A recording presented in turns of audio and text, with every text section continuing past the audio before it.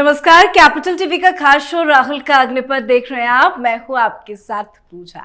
मध्य प्रदेश, राजस्थान और छत्तीसगढ़ में बम्पर जीत के बाद भारतीय जनता पार्टी में जश्न का माहौल है, तो कांग्रेस पार्टी में मातम पसरा हुआ है। हार की वजह से कांग्रेस पार्टी में भयंकर विद्रोह की स्थिति पैदा हो गई है। अब तो जनता के साथ साथ कांग्रेस पार्टी के नेता भी ये पूछने लगे हैं कि भाई पनौती कौन है। आपको याद होगा, राहुल गांधी ने चुनाव प्रचार के दौरान प्रधानमंत्री को पनौती बताया था और अब राहुल गांधी खुद कांग्रेस पार्टी के लिए पनौती बनकर उभरे हैं। जमकर गालियां राहुल गांधी को पड़ रही है। राहुल गांधी के अस्तित्व पर एक बार फिर से सवाल खड़े हो रहे हैं और राहुल गांधी मुंह छिपाए घूम रहे हैं। तो कांग्रेस पार्टी की लुटिया कैसे डूबी है, आज इस पे चर्चा करेंगे। चर्चा के लिए मेरे साथ स्टूडियो में मौजूद हैं कैपिटल टीवी के एग्जीक्यूटिव एडिटर राजीव जी। सर, आपका बहुत बहुत स्वागत है। धन्यवाद। इतनी बड़ी और करारी हार कांग्रेस पार्टी की हुई है, अब राहुल गांधी को लेकर सवाल उठ रहे हैं। आखिर कांग्रेस पार्टी को इस हार का सामना क्यों करना पड़ा?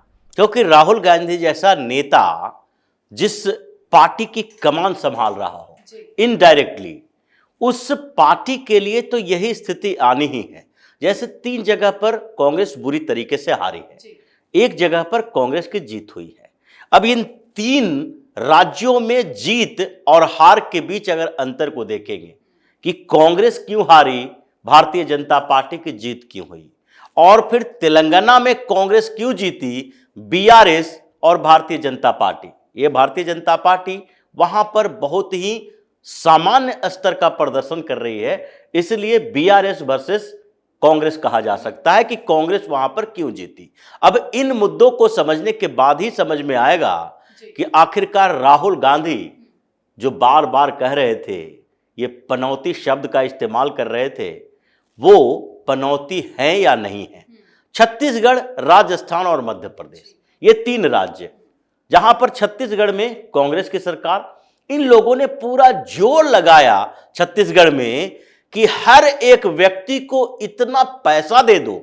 पैसा का मतलब फ्री बीज से है कि मुफ्त की सुविधाएं इतना ज्यादा दे दो कि वो दिल्ली के लोग जैसे केजरीवाल के मुफ्तखोरी के आदी हो गए हैं, वैसे आदी हो जाए। इतनी योजनाएं ला दो मुफ्त की, जिससे कि वहां पर दूसरे सारे मुद्दे खत्म हो जाए। राहुल गांधी ने स्ट्रेटजी बनाई, कर्नाटक में भी यही काम किया, तो कर्नाटक का एक्सपेरिमेंट है जो दूसरे जगह लाने की कोशिश की। छत्तीसगढ़ में व्यवस्थाएं बदली और वहां पर जो भ्रष्टाचार का बड़ा मुद्दा हुआ, और साथ ही भारतीय जनता पार्टी ने कभी भी मुफ्त की योजनाओं की बात नहीं की, लेकिन यह जरूर कहा कि योजनाओं का लाभ जो है वो सही व्यक्ति तक पहुंचेगा। राहुल गांधी ने क्या किया, छत्तीसगढ़ में जाके ये मुद्दे जो उठाए वो कंफ्यूज करने वाले मुद्दे थे। राजस्थान में और मध्य प्रदेश में भी वही है। तो सबसे बड़ी कमी जो है राहुल गांधी के अंदर, वो है कंफ्यूजन वाली। राहुल गांधी दुविधा में रहते हैं।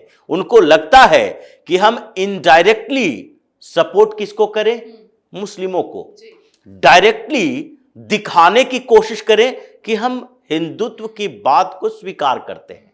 पहला तो बड़ा आधार और बड़ी दुविधा इनके अंदर यही है। तो दुविधा में रहेंगे तो समस्याएं क्रिएट होगी।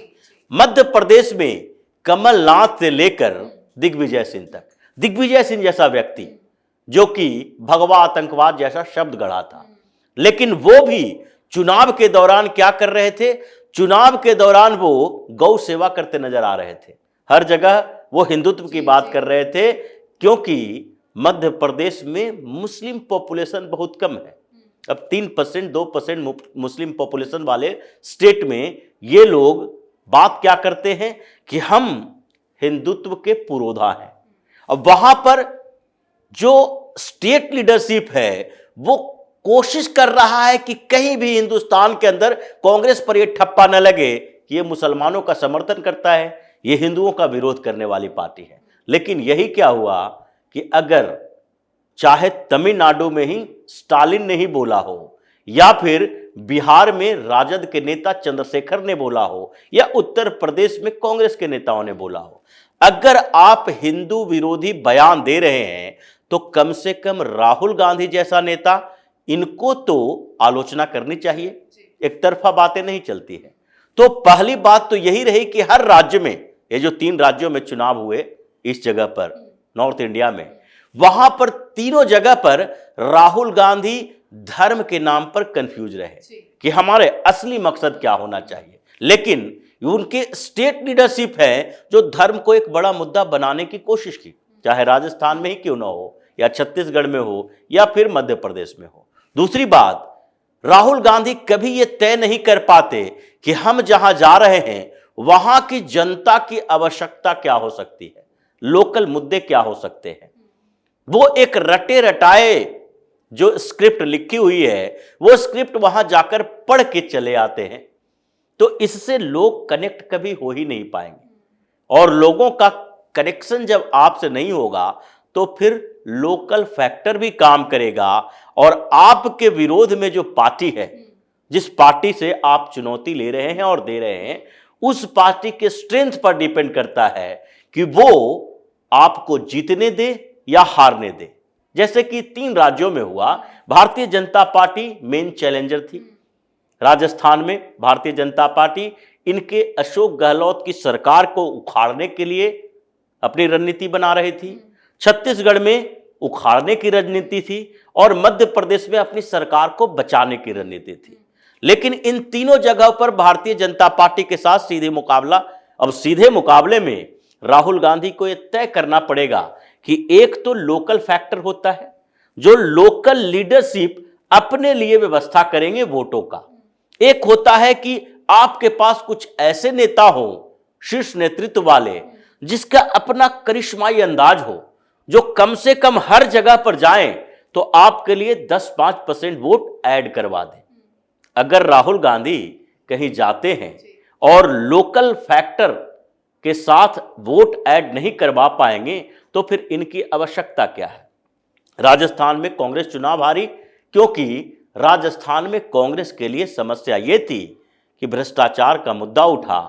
कांग्रेस ने वहां कोशिश की, बहुत कोशिश की, गहलोत ने अंतिम समय तक कोशिश की भारतीय जनता पार्टी को बदनाम करने के लिए सांप्रदायिकता के लेवल पर। हिंदू मुसलमान वहां भी हुआ था। कन्हैया लाल की हत्या के बाद से अशोक गहलोत की सरकार वहां घिरी थी कि कांग्रेस तुष्टीकरण की नीति अपना रही है। तो उस मुद्दे पर भी ये लोग कंफ्यूज्ड ही रहे। भारतीय जनता पार्टी के पास चांसेस थे, वो सारे मुद्दे को लोगों के सामने दिया। वहां के लोकल लीडरशिप की मेहनत और फिर केंद्रीय नेतृत्व ने उसमें 10 से 20% वोट की बढ़ोतरी की, और उसका फायदा अभी दिखाई पड़ रहा है। मध्य प्रदेश में वही स्थिति और छत्तीसगढ़ में वही स्थिति रही। ये लोग न अपनी सरकार बचा पाए न दूसरे की सरकार गिरा पाए।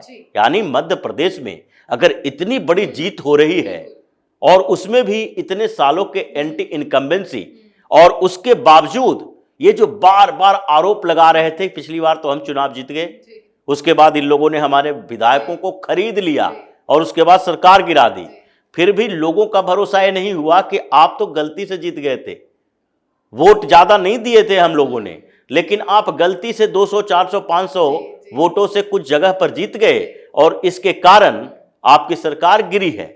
तो राहुल गांधी एक जगह चुनाव जिता पाए जिसको कहा जा रहा है तेलंगाना में। इन्होंने बड़ी मेहनत की तेलंगाना के अंदर, लेकिन अगर तेलंगाना में 9 सालों से केसीआर की सरकार चल रही है, जब से राज्य बना है तब से केसीआर ही सीएम है, सेंटीमेंट उनका 5 साल में ही खत्म हो गया था राज्य का। इसलिए पिछली बार क्या किया, पिछली बार उन्होंने 1 साल पहले विधानसभा भंग कर दिया। कोई भी मुख्यमंत्री ऐसा नहीं होता है कि जो विश्वास के साथ ये सोच सके कि अभी हम क्या कर लें ताकि 1 साल पहले इस्तीफा देने की नौबत आ जाए। इस्तीफा 1 साल पहले दिया, चुनाव 1 साल पहले करवाया, इसलिए ताकि ऐसा न हो कि 1 साल के बाद ये तेलंगाना राज्य बनाने में जो मेरी भूमिका है वो धूमिल हो जाए और दूसरे मुद्दे हावी हो जाए। लेकिन फिर भी दूसरी बार वो जीत कर आए और फिर वहां पर पिछले 5 सालों से और उससे पहले के 4 साल, ये 9 सालों तक लगातार उनके खिलाफ जो लोगों के अंदर आग जल रही थी वो कहीं न कहीं जाना ही था। और जब जाना था तो उसके बाद वहां पर कांग्रेस जो लोकल लीडरशिप थे उसने मेहनत की। राहुल गांधी को थोड़ा आभास हुआ कि वहां पर सरकार बनने की संभावना ज्यादा है, इन्होंने वहां ज्यादा मेहनत की। लेकिन राहुल गांधी के जाने से कितना फायदा हुआ? अगर 60 से 65 सीट के बीच आपके आंकड़े बता रहे हैं, 68-69 भी आ गए, तो पिछली बार जब केसीआर ने जीत दर्ज की थी 88 सीटें लेकर आए थे। भारतीय जनता पार्टी का आधार बड़ा नहीं है, पूरे साउथ इंडिया में आधार कमजोर है। केवल आंध्र प्रदेश में गठबंधन की सरकार कभी रही, कर्नाटक में मजबूत स्थिति में रही है भाजपा, लेकिन और किसी साउथ इंडिया के स्टेट में भारतीय जनता पार्टी का बहुत बड़ा आधार नहीं रहा, जिसको बढ़ाने की कोशिश इस बार की जा रही है, चाहे तमिलनाडु में हो या केरल में हो। लेकिन राहुल गांधी को भरोसा वहां पर है। राहुल गांधी खुद भी वायनाड से चुनाव लड़के जीते इसलिए कि नॉर्थ इंडिया में हमारी कमजोर स्थिति है, तो साउथ में हम बढ़ जाएंगे। इन पूरे के बावजूद, इतने मेहनत, इतनी परेशानियों के बावजूद अगर आप चुनाव नहीं जिता पा रहे हैं तो आपके नेतृत्व पर सवाल उठना चाहिए। बिल्कुल, लेकिन कई बार देखा जाता है जब कांग्रेस पार्टी की जीत होती है, जैसे कि कर्नाटक में हुई, तो राहुल गांधी सामने आ जाते हैं, क्रेडिट ले लेते हैं। 3 राज्यों में इतनी बुरी हार हुई है, राहुल गांधी कहाँ छुपे बैठे? देखिए, सबसे बड़ी बात तो यह है कि आज राहुल गांधी की स्थिति जो है उसमें अगर आप उन्हें जिम्मेदार ठहराते हैं कि राहुल गांधी इस हार के लिए जिम्मेदार है, तो फिर राहुल गांधी क्या कर सकते हैं? या फिर वो जिम्मेदारी लेने के बावजूद अब उनके हाथ में क्या है जो इसका त्याग कर सकते हैं? यानी कि अगर कोई प्रदेश अध्यक्ष है, उससे इस्तीफा दिलवा दिया जाएगा। राजस्थान का प्रदेश अध्यक्ष इस्तीफा दे देगा। गहलोत हार गए हैं, वो सीएम पद से इस्तीफा देंगे ही, बघेल भी देंगे इस्तीफा। लेकिन राहुल गांधी ने अपने पास क्या रखा जिसे वो छोड़े? बिल्कुल, त्यागने के लिए कुछ नहीं है। त्यागने के लिए अभी उनके पास कोई पद नहीं है। जिम्मेदारी तो है इस बात के लिए कि आपने हरवाया, लेकिन अभी वो एक केवल सांसद हैं। तो क्या लोकसभा सदस्यता से इस्तीफा दे दें? क्योंकि वो अगर कांग्रेस के अध्यक्ष बनने के लिए बार बार कहा गया, डर इसी बात की थी कि अगर बार बार हमारे ऊपर उंगली उठेगी, इन राज्यों में चुनाव हार गए, गुजरात में हार गए, आप पंजाब में हार गए, उत्तर प्रदेश में बुरी तरह से हारे, अब इन 3 राज्यों में हारे, तो इन सारे के जिम्मेदारी के बाद तो ऐसे ही कितनी बार इस्तीफा दोगे?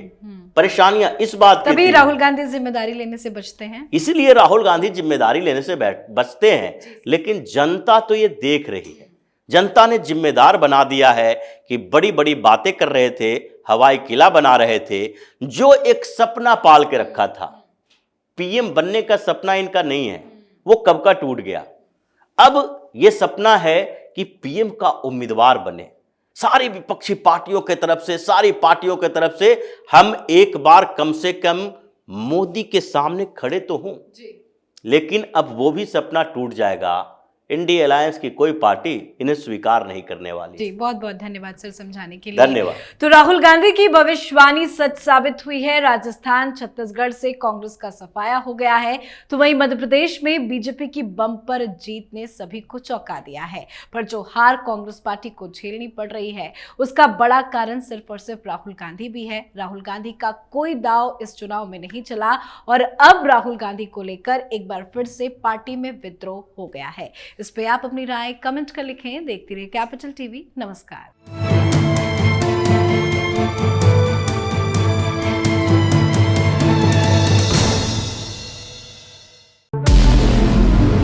हमारे व्रत, हमारी परीक्षा, लक्ष्य तक पहुंचने की हमारी संयमित प्रतीक्षा। हमारे छठ से और हमारे हट से पूरी दुनिया वाकिफ है। हमें विकल्प पर नहीं, अपने दृढ़ संकल्प पर अटूट विश्वास है। क्योंकि हार हम मानेंगे नहीं और विपरीत परिस्थितियों पर प्रहार हम छोड़ेंगे नहीं, जब तक हमारी जीत सुनिश्चित नहीं हो जाती। क्योंकि हम बिहार से हैं।